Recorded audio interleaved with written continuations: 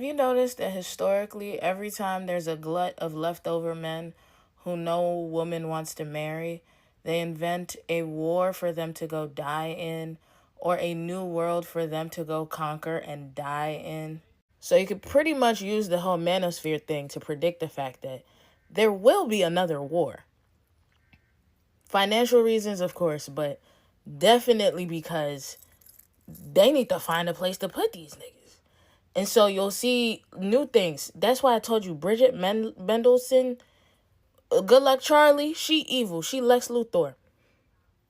She's talking about mining in space. They're creating new industries in untouched space. They need to find a place to put these dudes. It's all connected. So every society that fails to do something about its glut of leftover men crumbles and crumbles quickly, very quickly. Because one thing about men's anger is that it doesn't just burn the person it's contained within, it burns everything around them too. And this time, it's not because there's not enough women. There kind of are. Is that the men are not considered desirable because they have very antisocial beliefs. And just to be clear, antisocial here is being used in the sense of the literal sense. Anything that makes you a bad candidate for living in a society of people, in a grouping of people. So if you believe that half of a population of people is inherently less than you because you were born male, that is antisocial. That does not lend itself to living in a group of people. Misogyny is antisocial. The dude who, he's a animal researcher, and he's saying that the manosphere thing is happening with elephants because elephants are being poached by humans. And so it's leaving the younger male elephants to be around the mothers and the aunties and the little sister elephants. I'm being colloquial so you get it. But without the older men there to check the younger boy elephant's behavior, they're turning antisocial and they start messing with the women in the herd. They start doing a lot for attention, and the women in the herd are kicking them out of the herd. And because they are now young boys out there by themselves, they're not protected by the herd. It's the same thing with humans. Every Joe Rogan's podcast listener, Kevin Samuels, a disciple, you're going to space to die. Stop being misogynistic. Find a bitch. Move. The male loneliness epidemic / aggression is just history repeating itself because these countries need a lot of bodies that have no attachment to anyone, that have no purpose in life other than being angry and resentful. And then they're going to give them a gun and a uniform and put them on the field. And they're going to take out that hatred and resentment eventually on themselves when they can no longer take it out on women and kids to the degree that legality allows them to. And there are a lot of people who are going to be like, I'm not going to serve this country. No one's going to force me in the military. Girl, I promise you the prisoners working at McDonald's do not want to work at McDonald's either. It's going to get to a point where the country's like, yeah, no, maybe we've trained them enough to be as aggressive and isolated as possible. This is the perfect time. And they're just going to round you guys up. School's already easy enough for men. They could literally be pushing for men to get more degrees. But they already have women covered for those jobs. They just need men for their bodies. I don't think there's a male loneliness epidemic. I just think we as a society have been conditioned to constantly think about societal issues, medical issues, literally just any problem worth solving from the lens of a man, from a male lens. Because there isn't anything men have actually done to change how they have been for the past 10 years, 15 years, 20, 30, 50, 100 years. What has changed in the last 100 years, 30 years, 10 years, 5 years is the need for a woman to be selfless, or rather the lack of the need for her to be selfless. What this comment is saying about women seeking education, work, and more money. There used to be a time when women were discouraged from seeking education. We're not allowed to have bank accounts without a husband. We're essentially forced to be completely selfless especially in regards to a man's selfishness. And I think the change worth actually noting is female selfishness. I think that's truly what's going on. And I don't think it's an epidemic, because I think it's something that needs to happen. I think it was necessary to happen, because for the longest time we've been focusing on, or we've been promoting this imbalance where men are allowed to be completely selfish while women have to be selfless in every aspect of their lives, be it as a wife and as a mother, when in reality a male doesn't have to have the same expectations as a husband or as a father. They're allowed to be selfish. It's like child abandonment. They're allowed to abandon their kid, but if a woman abandons her kid, she's seen as selfish, when in reality a man abandoning his kid is also selfish. And I'm not making this video to discredit men who have actually put in the work to become selfless.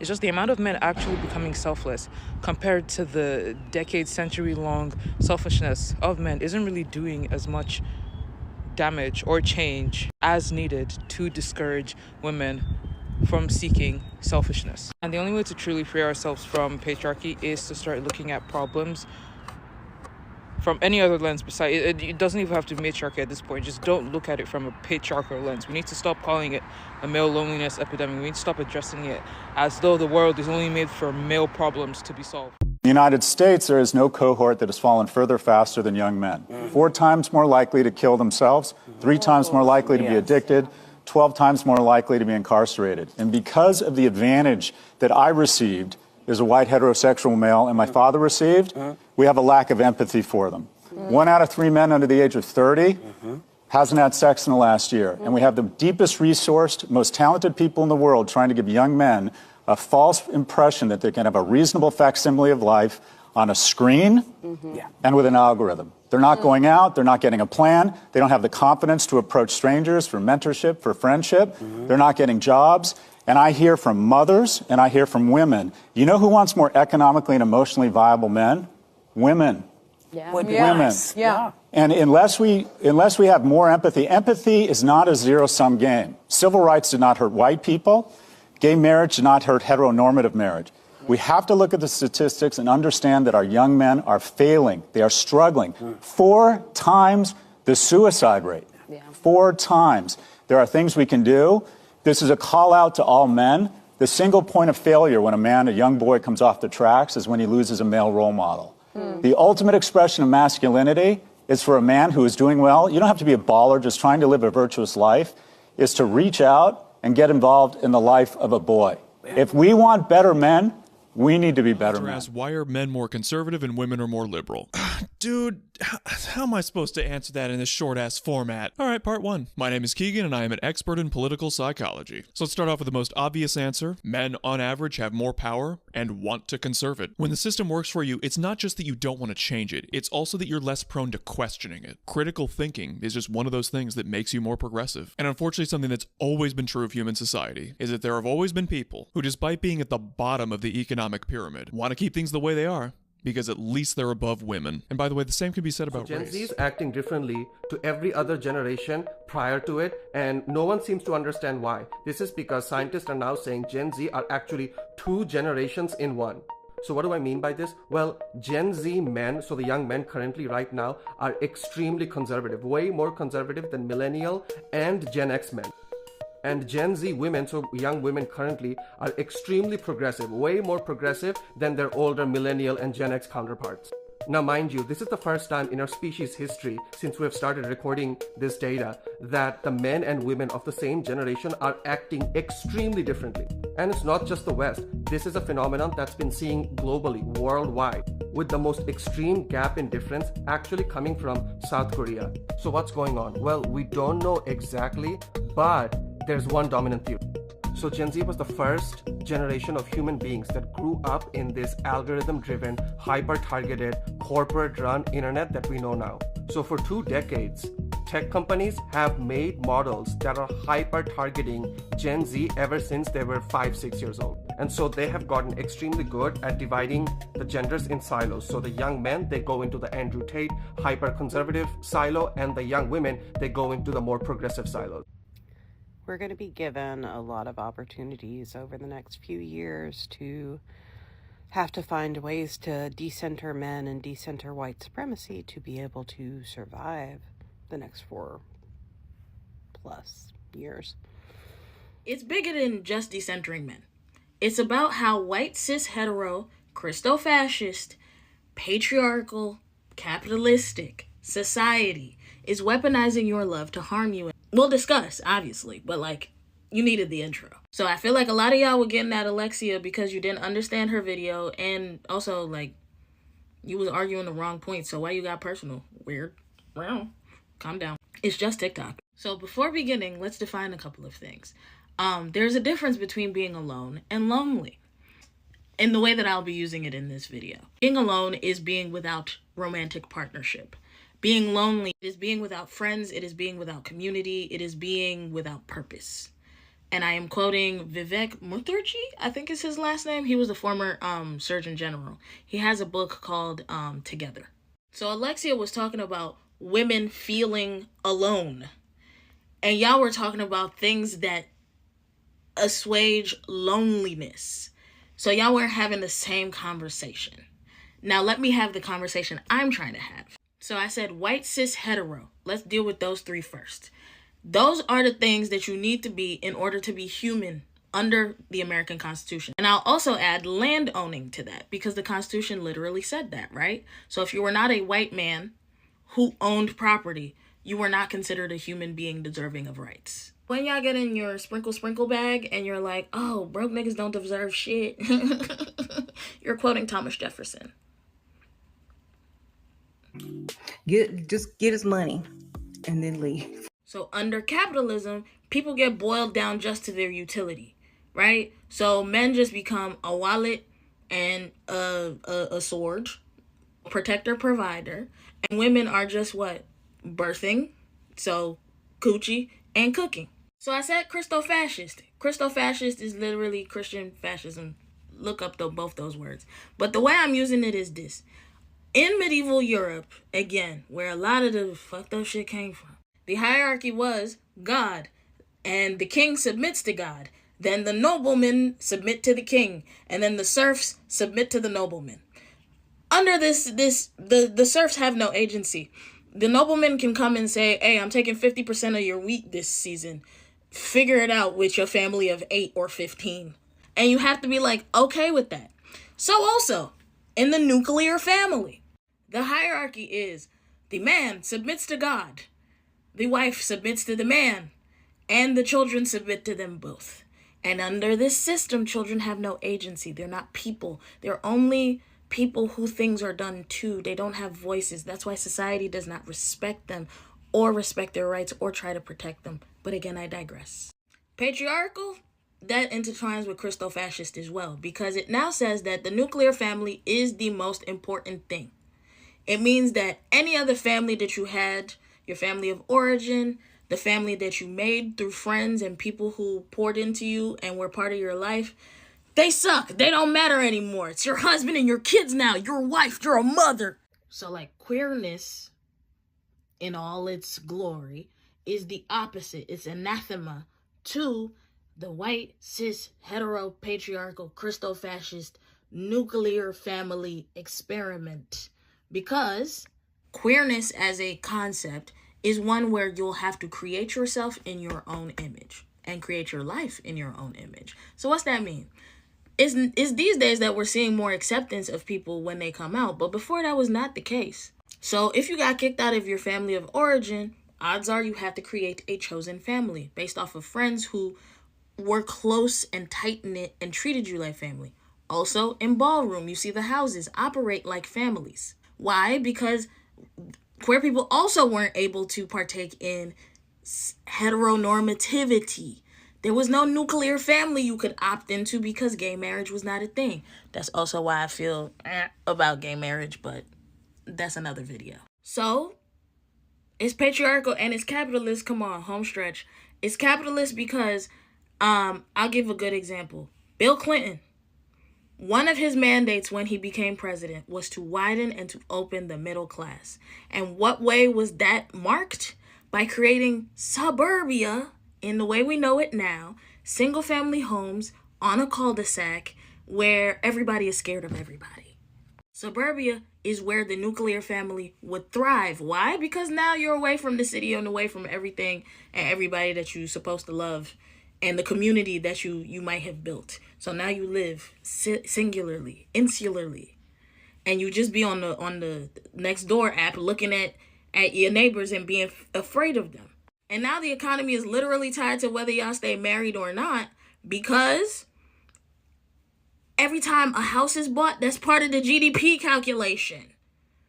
So how many people go into nuclear families and move to the suburbs literally is necessary to keep America going? You get that? So when straight women are complaining that they are alone and lonely, alone is, I do not have partnership. I cannot find good, meaningful, soul-filling, and fulfilling partnership or good partners. Don't call them crazy, because it's true. Like, the men understand that they don't have to become better people because it's what, a 3-to-1 ratio? They don't have to. And when straight women are complaining about feeling lonely, that's because friends are moving to the suburbs and only focusing on their nuclear family. Not necessarily moving to the suburbs, but the suburbs of your mind. Or it's, like for me, I'm a single woman in the city. So you gotta acknowledge the grief, and then you could get to solutions, if at all. But like, the Korean women have seen that the 4B movement is their solution to it. That solution not gonna work for everybody. And telling them, hey man, close your legs to men, is not acknowledging the grief. We're still sort of grieving and mourning that. You feel me? Everybody is still mourning the alone and the lonely. Additionally, when women are complaining and saying that I feel lonely, and you tell them, girl, you just need a man, you are not acknowledging the grief that happens when you don't have community. And I gotta think twice about like, oh man, I need dental care and I gotta be put under. Who can pick me up and take care of me for 2-3 days? Do I have friends that can do that? Absolutely. But like, that community, it is a grieving and mourning process on both ends. It's caused by, say it with me, white, cis, Christo-fascist, heteropatriarchy, and capitalism. I wasn't going to say it right all the time. You got what I was saying. And it's not just straight people either. Because the entire world and how we partner is now colored through the lens of heteronormativity, it's like you need a spouse. You know what I mean? In order to do things like have power of attorney. I'm losing it. It's such a big concept to put on TikTok. But like, you need a spouse to pick you up from the doctor. You feel me? You shouldn't need that. But it's a bigger thing. Like, it's bigger than you. It's bigger than rap. Know what I mean? Capitalism will never solve the problem of poverty because the problem of poverty has already been solved. And poverty existing in 2024 is completely and totally manufactured. Let me explain how. In 2024, mankind has the capability and the means and the technology to make sure that all people on planet Earth have their basic needs met at the bare minimum, like food, water, and housing. Yet we don't currently have those things, and people today will die from homelessness or starvation or lack of clean water. And why? Well, under a capitalist society, capitalists ultimately thrive on keeping working class people as poor as humanly possible. So you have to understand that the capitalist class does not build their wealth through their own personal labor. They build their wealth through exploiting the value of other people's labor, right? They don't make their billions through their own hard work. They make their billions of dollars through taking the value of hundreds, if not thousands, of other people's work. And as such, they have an incentive to drive down the cost of labor as much as humanly possible, right? Because if they have to offer a wage of $15 an hour versus a wage of $100 an hour, they're going to be able to pocket a lot more money if they can hire somebody at $15 per hour. So how do they drive down the cost of labor and make it so that working class people will accept basically poverty wages? They do this by making the floor level of poverty be as extreme as possible, because when you can hold the threat of homelessness or starvation or lack of health care over a worker's head, they're going to be more willing to accept a poverty wage, because when they have to choose between, or their choice is, take the job that's offering them poverty poverty wages or risk going homeless or losing your health care or starving, they're going to be more willing to accept the poverty wage. However, if we lived in a world where all working class people had their basic needs met, like food, water, and housing, then the capitalist will lose leverage in the negotiation of the wage, because the working class person will be willing to walk because they don't have to worry about going homeless or starving. And as such, the capitalist will have to offer higher wages, which will ultimately mean that the wealth inequality, the wealth gap between the capitalist class and the working class will decrease, right? And that is exactly the opposite thing that capitalists want. They want to increase the wealth gap as much as humanly possible, because the higher that wealth gap is, the more power and money they obtain so that they can live like gods on the planet. So capitalists will use their billions, if not trillions of dollars of stolen wealth from the working class to make sure that the working class stays as poor as possible. And they will do this by, for example, they'll lobby the government or bribe and pay for politicians to write the laws for their own class to keep them as rich as possible and make sure things that would ultimately help the working class don't ever pass, right? Like labor laws or labor protections or any socialized programs. And if a socialized program does actually happen to get passed through the government, they will use their money and power to sabotage those efforts by any means necessary to then make it look like that socialization doesn't work.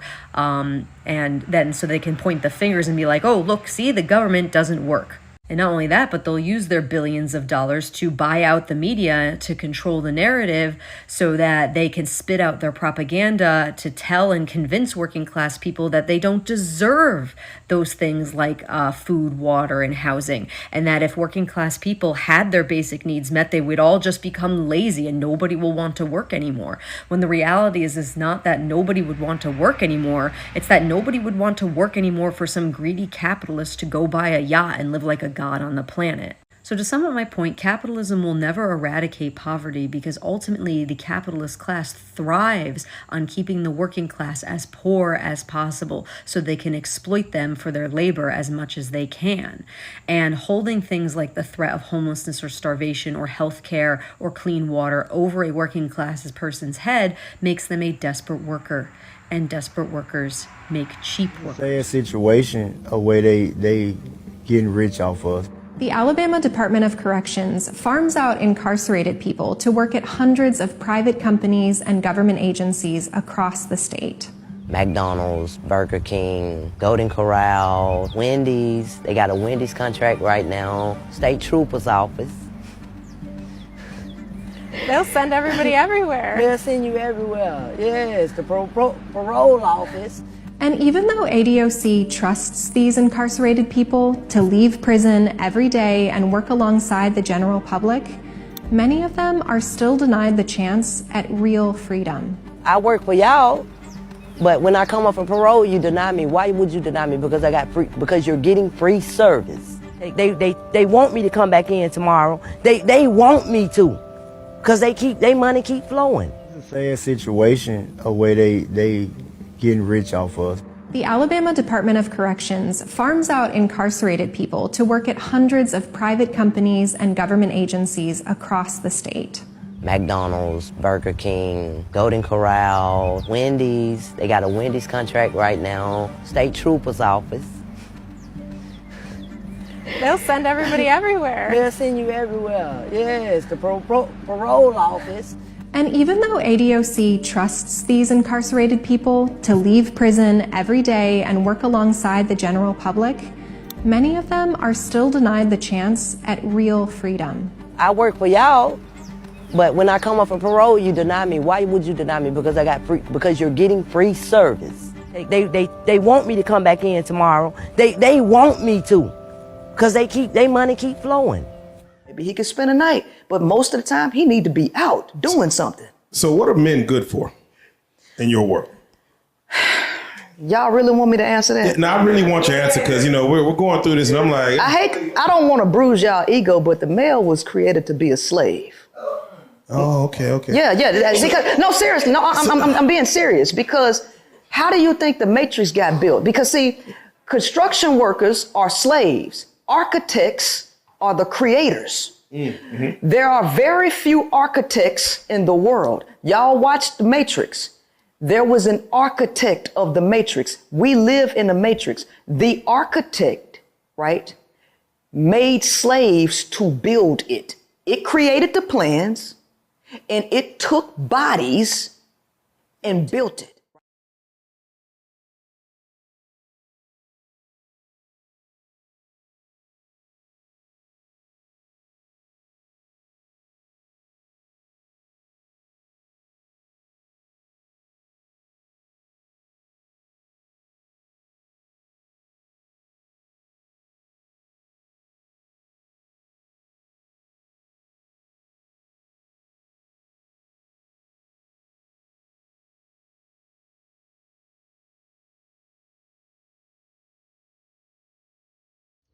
Doesn't explain the expendability society shows men. Men are injured and killed at work and wars while women enjoy the fruits of male labor.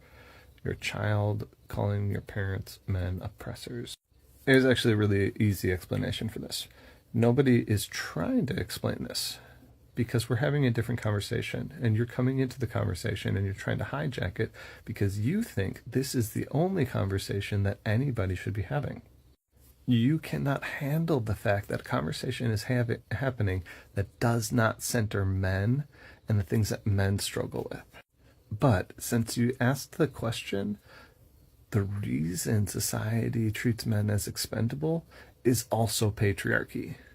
The exact same thing that I was talking about in my other video that impacts women in a negative way is also impacting men in negative ways, like treating men as expendable.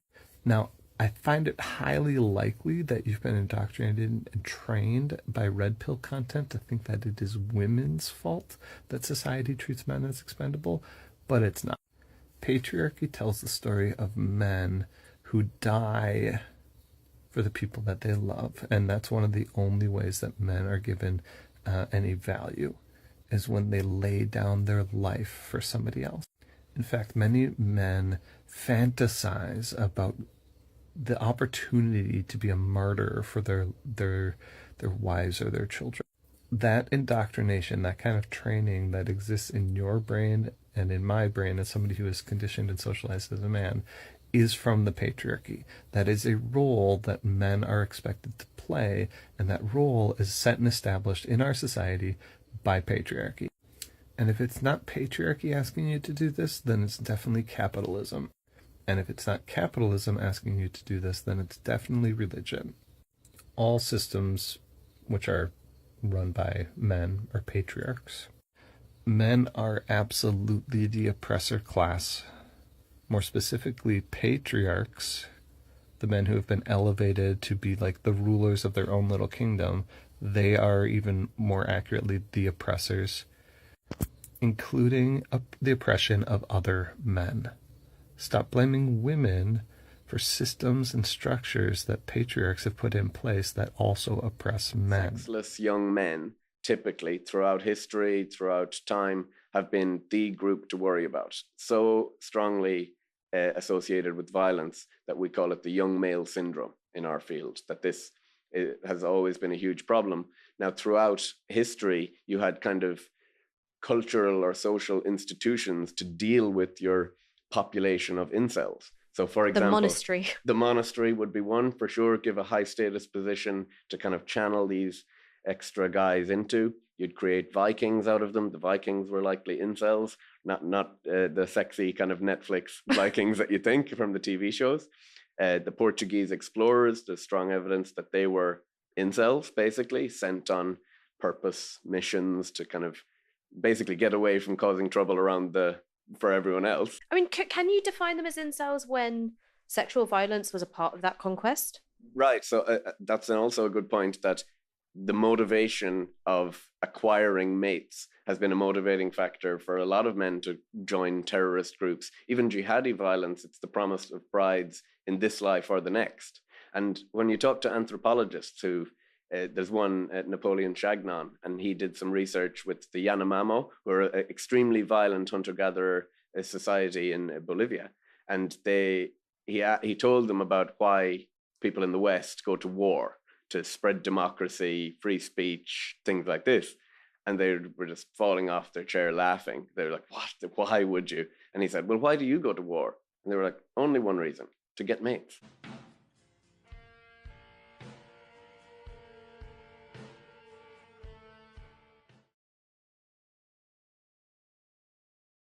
Did you know that back in the 1960s, about 100,000 soldiers below mental or physical military standards were recruited? These men died at a disproportionate number compared to other soldiers, and they were nicknamed the Moron Corps. More specifically, those with a low IQ died at a rate of 300% more than the average. And for those who had survived their service, they had lower incomes and higher divorce rate compared to their non-veteran counterparts. During this time, these recruits were classified as a new standard men, or the Moron Corps. Many of these men were unable to speak English, had mental or physical impairments, and were slightly over or underweight. And many of these men were identified by a large red stamp on the first page of their enlistment contract. And in order to see how these soldiers performed, the human resource officer had to prepare a report on them every single month. In addition to this, they also included a control group to compare the results to. And during this time, the military recruited these soldiers to meet the escalating manpower demand in Vietnam. However, this project eventually concluded, showing that these men died at 3 times the rate of other Americans serving in Vietnam. In addition to this, the military found out that these men were better off not serving in the military at all. They had much better physical and mental outcomes staying at home instead. The Army's recruiting problem is a man problem. Since 2013, male enlistments have dropped 35%, going from 58,000 men enlisting in 2013 to 30,700 men in 2023, according to service data. Meanwhile, female recruitment has hovered around 10,000 recruits each year. The Army came up 10,000 soldiers short of its goal of bringing in 65,000 new active duty troops last year. In 2022, it missed the goal of 60,000 soldiers by 15,000. All those shortfalls were consistent with the decline in recruiting among men. This year, the service reduced its goal, seeking only 55,000 new recruits. Still didn't hit it. The demographic data traces the military's recruiting struggles with a decline spanning the leadership of presidents from both major parties, with vastly different public stances on military culture. Critics have argued that the problem is tied to changes in the military policy, including non-specific claims that the military has become woke. But experts describe broader issues, with men becoming less engaged in American society and less likely to enroll and graduate from college, more likely to die by suicide or drug overdose, and slowly disappearing from the general workforce. The sharp drop in the mid-2010s of men's participation in the workforce, education, and military service is part of what some experts are calling a crisis of masculinity. Now, there's arguments on all sides of this issue. Right now, experts cannot identify exactly why men are not joining the military. Regardless, a lot of people in my DMs have been asking, why do Korean men have to serve in the military? So, let's talk about it. From age 18 to 28, if you are a healthy Korean man, you have to serve in the military for a little less than 2 years. The first reason, which is kind of obvious, is Korea is still at war. We're only a couple weeks into 2022, and North Korea fired its 4th missile test. And unlike countries like the United States, a lot of Koreans do not voluntarily join the military. So without conscription, it'll be impossible to have a large enough military in case something were to happen. There are times healthy Korean men can get an exemption from the military, like soccer player Son Heung-min, who won a gold medal for South Korea at the 2018 Asian Games. Just passed a defense bill that will automatically register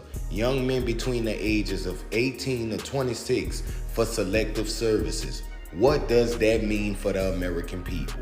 Life is once again a blood sport. All that going to college, paying Uncle Sam to work a desk job shit is dead. It's back to the battlefield, because if you 18 through 26 and the Senate passed this bill, because the House already passed it, you're going to have to kiss your mom and daddy goodbye at 18 and make your way to protecting this country once again.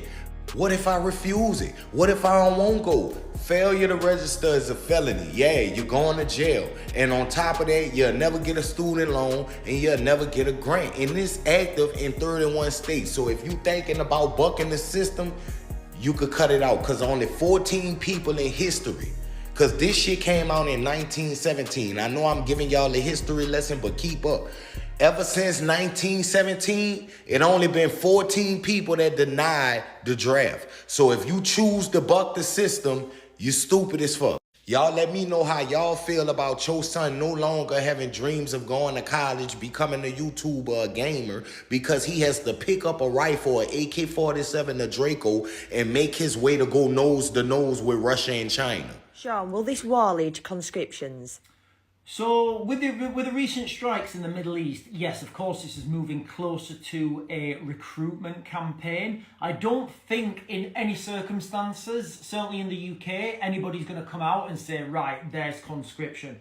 But what they are going to do is they're going to have a huge recruitment push, and that's going to try and get people, your Fortnite generation, get them off the settees and get them out there, and doing their part for the country.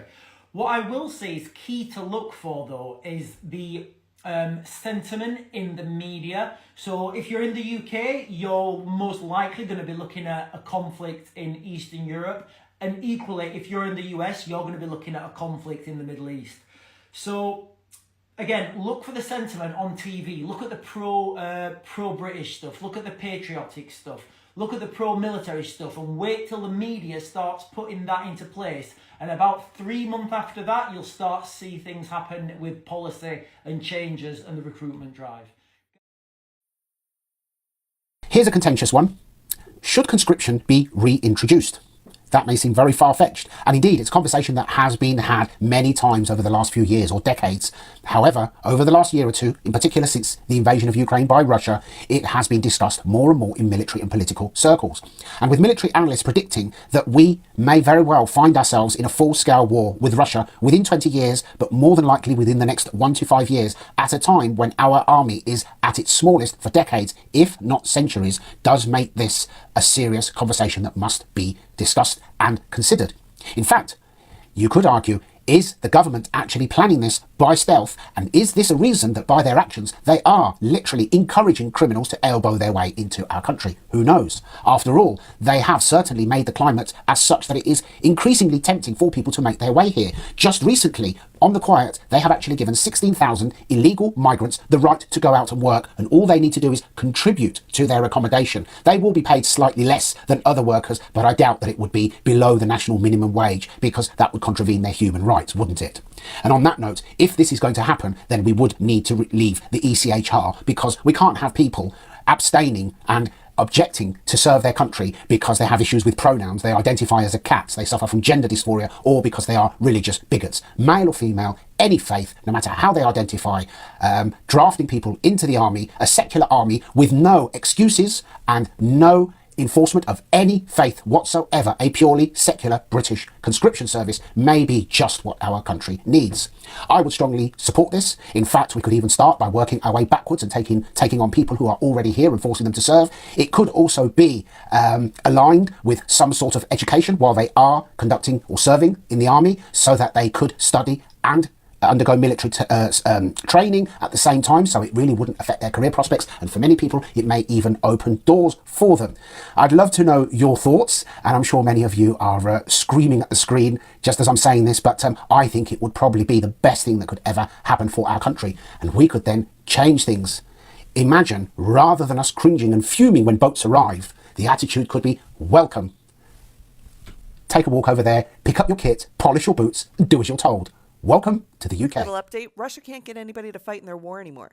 A lot of their men have fled Russia because they don't want to be in a war where they're almost guaranteed to die. And even though Russia has conscription, which is forced military service, they just don't have enough people to fight in the war, and they're not winning. So what they're doing now is emptying their prisons. They've decided that anyone who's incarcerated, they're going to pull them out of jail, they're going to force them to be in the military, they're going to hand them some armor and a gun, really not any training, hype them up on meth, and put them on the front line. And they've told them to just do as much damage as you possibly can.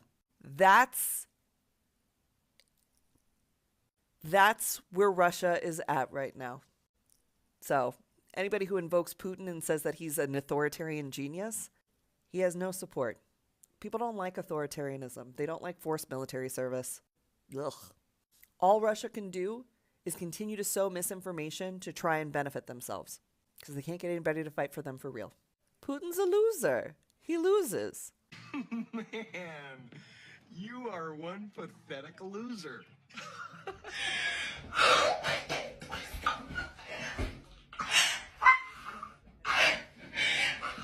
Ukraine have just entered martial law and have passed a ruling that no man between the ages of 18 and 60 is allowed to leave the country temporarily. It is also stated that all conscripts and reservists have been called up to active military duty. So the question is, could a similar thing happen here in Australia? Hypothetically, it is possible. Generally speaking, during martial law, civil liberties are frozen in favour of having to mobilise for the purposes of the state. And that's what makes a situation like this that harrowing. Imagine you were just doing your thing a week ago, like a tradesperson or a professional, and then all of a sudden there's a foreign power and you are asked to defend your country. It's a terrifying situation, and that conflict deserves everyone to pay attention and do what we can to help. We're gonna do it anyway. We're gonna do it anyway. We're gonna do it anyway. We're gonna do it anyway. Is also struggling to fill its military ranks with fresh recruits as an increasing number of Ukrainian men try to flee abroad, often risking their lives on the way.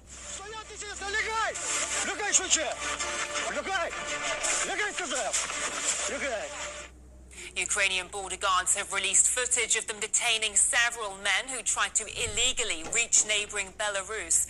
They will now be handed over to military recruiters. Kiev says it has mined the border zone to prevent men of draft age from trying to get across. Ukrainian social media has been flooded with footage of men being violently recruited on the streets. Conscription officers have been beating many citizens, sometimes even leading to their death before they can join the fight on the front lines. Under martial law declared by Zelensky in February 2022, men between the ages of 18 and 60 are banned from leaving the country without an exclusive permit. Vladimir Zelensky claims he's got it all under control. The mobilization is going according to the plan and the calculations of the Commander General and the General Staff of the Ukrainian Armed Forces. Well, resonating with Zelensky, one of his top Western cheerleaders, former UK leader Boris Johnson, says there's plenty more cannon fodder in Ukraine. The Ukrainian army, the veterans that I've seen are people who are quite well struck in years and mature guys. And they haven't yet called up a lot of their younger people, and we should give them the attackums now. Well, joining us from Lugansk now is Janusz Podkolin, Finnish journalist and chief editor of the Umfileti media outlet. Many thanks for joining us on the programme. Nice to see you today. What do you make of Zelensky seemingly oblivious to the forced mobilisation chaos happening right under his nose? He claims there's nothing to worry about. There is a lot of worry about. The whole nation has lost a generation, soon 2 generations of the man's and the male population, and the numbers are just terrible.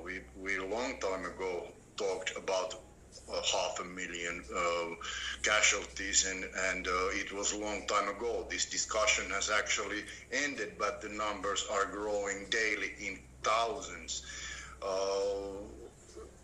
The Boris Johnson's activities all points out that the big cycle is going to end now, and the 3 years of war and the 3 years of negotiating the European peace agreements were launched in 2021, and now we are in just a horrible situation where the Ukrainian people has paid the highest price. And at what point do you think Kiev's forced mobilization, as horrific as it is, will begin to massively backfire and create more problems than Zelensky ever bargained for? I think it's already doing it. The economy is ruined. There is actually a bankruptcy. The Ukraine is in bankruptcy. Without the Rothschild banking dynasty fixing their loan systems, that the country would be failed state, and there will be no salaries to anybody without and that is a fact. The economy is ruined, the country is ruined, the population is dying, the numbers have fallen, the number of the population has decreased to half what it was in the Soviet times. So and it has just accelerated after 2014 coup. So I think that we are witnessing a serious catastrophe, but it's not just admitted, it's not discussed, it's not in the news, the realities, what's going on. The Ukrainian government is hiding it, and the Western media is not willing to talk about it. We talk about it here in RT. We admit that there is a catastrophe, but the Western population doesn't want to admit that. And then we have people like Boris Johnson making statements saying that Ukraine still has plenty of young men left to recruit. What do you make of his statement there? Oh, he's making himself the main guilty one. There is a responsibility for the war in Ukraine. Of course, Boris Yeltsin is just a puppet of the deep state of the London and Washington and other Western capitals. But he had a responsibility by his prime ministership, and he talking about feeding more and more cannon fodder to this terrible, horrible war. It just underlines his role, which was in the geopolitical field since the November 2021 to the spring 2022, when the decisions were done that this cannon fodder fight to the last Ukrainian strategy was applied. So I think that we are looking like monster people. They are not from our world. It's difficult for people with sense to understand the brutality of people like Boris Johnson, who is serving these deep state criminals. Thanks for speaking to us today. It's always good to get your take on things. In Lugansk, that was Janusz Putkonin, Finnish journalist and chief editor of the MV Lety media outlet. Thank you. Thank you. This is actually really easy. You see, America made a deal with the Ukrainians. It was called the Budapest Memorandum. And what it meant was that they gave up their nuclear bombs and we would protect them if Russia invaded them. That was the whole deal. Because if they wouldn't have given up their nuclear weapons, then Russia would not have invaded them because they would have had nuclear weapons that could reach Moscow. So we got them to give up their nuclear weapons because we don't like other countries having nuclear weapons. And part of that deal was that we would defend Ukraine if Russia invaded them. Now, I know all you Republicans don't care about keeping your word, and you are all for voting for people who break their word to God even. That's why you'd vote for so many divorced people. But personally, I think our country should keep our word. Like when our country makes a deal with someone, we should keep that deal so that other countries will make deals with us. Why this is so complicated for people on the right to understand is beyond me.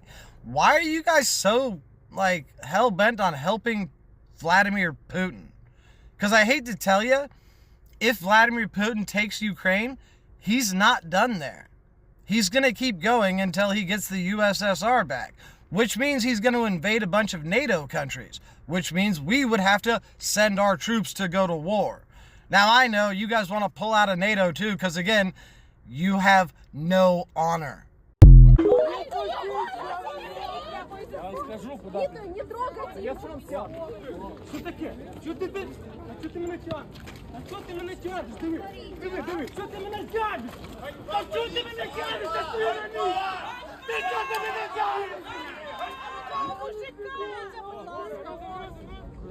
Що, вам скучно? Ні, не скучно. Ми робимо... Що ви робите, відповідь? Мене незаконно затримують! Протокол про затримання потрібно складати! Люди, допоможіть хоч хтось! Де проводяться такі перевірки, не визначено. Для цього ТЦК та СП звертають. Добре. Ми робимо свою роботу. Друга поснімайте. Чоловік в алкогольному оп'янінні. Живі дуже! Відпустіть його! Позбавити волі! Я вам скажу, куди... Не трогайте!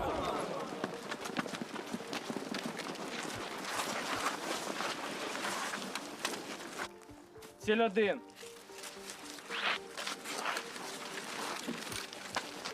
Це вашого чоловіка забрали, так? А в нього були не оновлені дані чи що? Так, не були. Стріляй. Ви стріляєте по команді вогонь.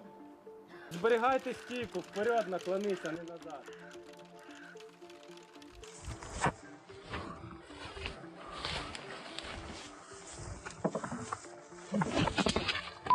Бачу. Кажи.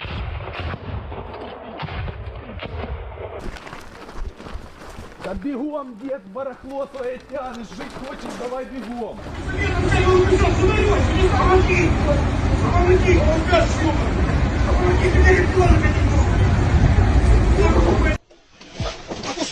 Йди сюди. Успокойтеся. Успокойтеся, хлопці. Успокойтеся.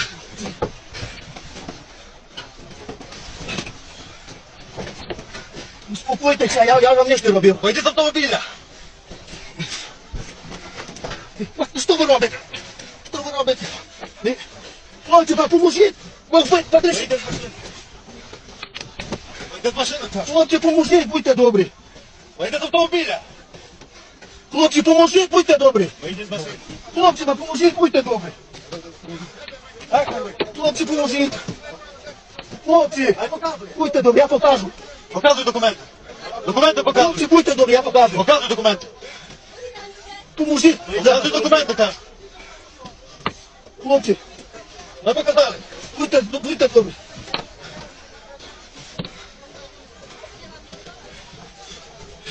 Пане Боже, лишіть.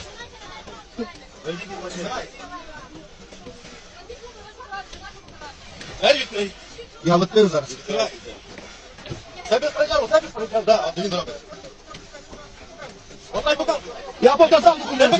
Я показав. На, я покажу. Я показую. Показуй документи. Дивись. Я показую. Показуй тут на камеру. На, дивись. Я вам перше показав. Посвідчення водія. Не закривай. Я вам покажу, я не закриваю. Я показав. Будете складати протокол. За що? За зупинку. У мене аварійка включена. Маєш 10 днів на скаргу. У мене аварійка включена. Оце тримай, все. Де, стоп. Тримай, так? Дивіться, я ще зупиняв метр, то що. Я ще зупиняв, у мене машина заглохла.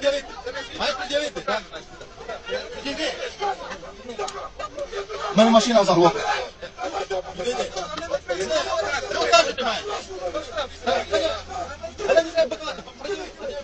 Да, что машину, я вам предъявил. Как тут машину вытягивать? Что вы делаете?